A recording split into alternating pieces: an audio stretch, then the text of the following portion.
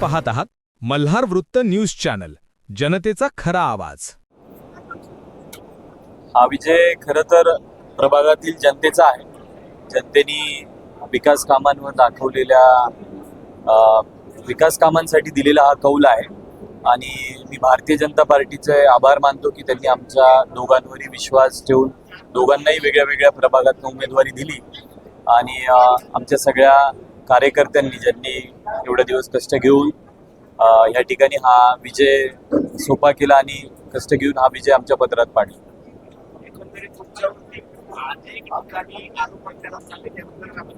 मी त्याच्यावर सविस्तर उत्तर नंतर देणार आहे. आज थोडी निकाल या सगळ्या धावपळी आहे. एकदम सविस्तर अर्धा एक तास याच्यावर उत्तर देणार आहे. यानंतर विकासाचा विजय कसा असेल? मी जे आश्वासनं लोहगाव वाघोली ह्या दोन्ही गावांमध्ये दिलं, ज्याप्रमाणे ह्या दोन्ही गावांमध्ये पुढच्या 5 वर्षाचा कसा रोडमॅप असला पाहिजे, आमच्या खराडीसारखी ही 2 गावं विकसित झाली पाहिजे, याच्या दृष्टीने उद्यापासून काम चालू करेल.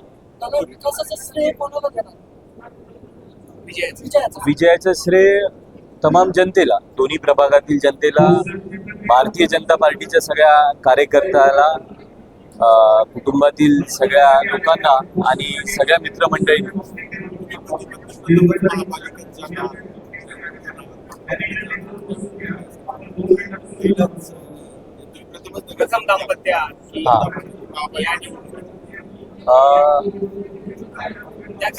राजकीय क्षेत्रामध्ये गेल्या अनेक वर्षापासून काम करतोय. नक्कीच तिच्यासाठी नवीन आहे, पण माझं सगळं बॅक एंडचं पाहत असताना या सगळ्या घडामोडींचा अंदाज आहे. फरक एवढाच आहे की थोडंसं फ्रंट एंडला आता येऊन काम करावं लागेल, परंतु ह्या मागच्या 15-20 दिवसामध्ये तिने जो लोकांचा विश्वास जिंकलाय, नक्कीच ती यशस्वीपणे वाटचाल करेल आणि लोकांना अभिप्रेत असं काम करेल. आता तुमची मध्ये 4 नंबरची सुरुवात करतो. बाकीच्या विरोधी पार्टींचा आरोप होता की मशीन बदलला जातं नाही, त्यामुळे काम योग्य फटक्याने आम्ही पराभूत होऊ शकत नाही. त्याबद्दल काय सांगता? एवढा मोठा फरक पाहिला वाटणं साहजिक आहे, परंतु त्याचे दोन्ही मशीनचे टेक्निकल रिझन मला वाटतं इलेक्शन कमिशनच्या सगळ्या अधिकाऱ्यांनी एक्सप्लेन केलेत. ही प्रोसेस कदाचित त्यांनी पहिल्यांदा पाहिली असेल आणि त्याचं थोडीशी माहिती नसल्यामुळे कदाचित त्यांचं ऑब्जेक्शन असणं साहजिक आहे, पण त्याची क्लिअरिटी त्यांना सगळे इलेक्शन कमिशनच्या अधिकाऱ्यांनी दिलेली आहे. काही आपण निवडून आलात, पहिल्यांदा निवडून आलात, महिलांसाठी कसं तुमचं धोरण असेल या 5 वर्षात विशेष? आम्ही निवडणुकीच्या या प्रक्रियेत काही दिवसांपूर्वी महिला जाहीरनामा आमचा डिक्लेअर केला होता, सगळ्यांना माहीतच आहे. त्यामुळे महिला मतदारसंघातील ह्यांनीच यांना मी खूप मोठं श्रेय देते या विजयाचं आणि ह्यांच्यासाठी मी काम करणार आहे हे आश्वासन त्यांना दिलं आहे. त्यामुळे आरोग्य झालं, सक्षमीकरण झालं, सबलीकरण झालं, त्यांच्यासाठी व्यवसाय निर्मिती करणं माझ्या प्रभागात आणि त्यांच्यासाठी सुरक्षित असा प्रभाग बनवणं हे माझं फोकस आहे. लग्न झालं आहे, लग्न झाल्यानंतर तुम्हाला वाटलं होतं की मला लगेच निवडणुकीत उतरावं लागेल, माझी तयारी नसताना, राजकीय असताना तुम्हाला डायरेक्ट नाही, मला असं काही वाटलं नव्हतं. मी माझ्या मिस्टरांसाठी प्रचार करत होते आणि त्या प्रवासात मी लोकांना भेटत होते, ओळखी करत होते, नातेवाईक भावकी या सगळ्यांशी ओळखी करत होते आणि त्यातून आलेली ही संधी आहे. तर BJP पक्षाने माझ्यावर विश्वास ठेवून मला ही संधी दिली. अनपेक्षित होतं, पण आता मला संधी मिळाली तर मी त्याचं सुद्धा करेन. तुम्ही ज्या प्रभागात निवडून आले, दोघांचा भाग असेल, वाघोलीचा भाग असेल, ती खूप समस्या आहे, नागरिक समस्या आहे, मूलभूत समस्या पण खूप आहे. त्या दृष्टीने काय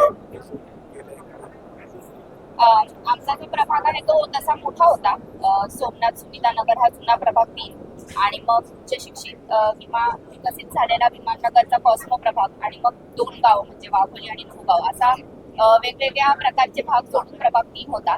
त्यामुळे तिथला आम्ही सखोल अभ्यास केला होता. या प्रवासात आम्हाला माहिती आहे की कुठे मूलभूत गरजा आहेत, त्यांचं गरज आहे, कुठे उच्च शिक्षित वर्ग आहे, त्यांच्या इथे वाढत्या लोकसंख्येमुळे येणारे प्रॉब्लेम्स आहेत. तर प्रत्येक प्रभागातील भागातल्या ज्या समस्या आहेत त्यांचा आम्हाला अभ्यास आहे आणि आता येणाऱ्या 100 दिवसात आम्ही काय कामं करणार याचा आम्ही कार्य काढणार आहोत. त्यानुसार आम्ही कामांना सुरुवात करणार.